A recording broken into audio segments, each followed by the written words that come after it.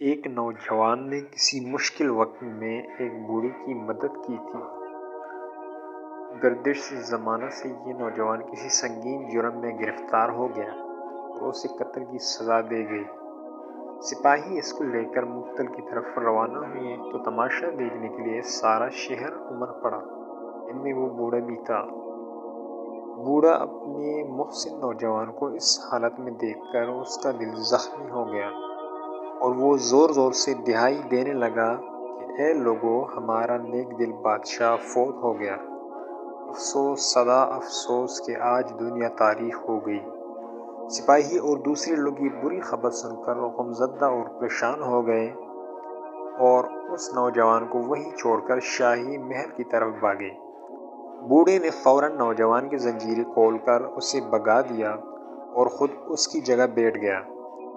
سپاہی محل میں پہنچے تو بادشاہ سلامت کو زندہ موجود پایا کہ سیانے ہو کر واپس آئے تو نوجوان کی جگہ بوڑھی کو وہاں بیٹھے دیکھا۔ اسے گرفتار کر کے بادشاہ کے سامنے لے گئے اور سارا قصہ بیان فرمایا۔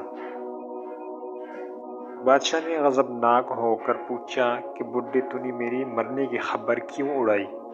آخر میں نے تیرا کیا بگاڑا تھا؟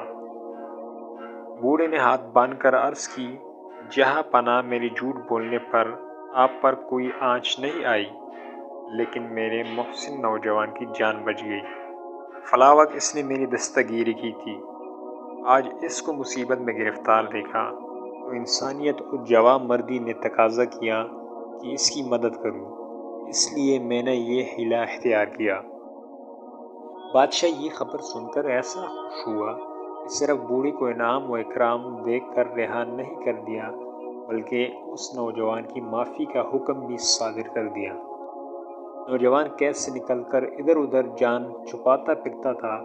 کسی نے اس کو معافی کی خوشخبری سنائی اور پوچھا کہ تیری جان کیسے بچ گئی؟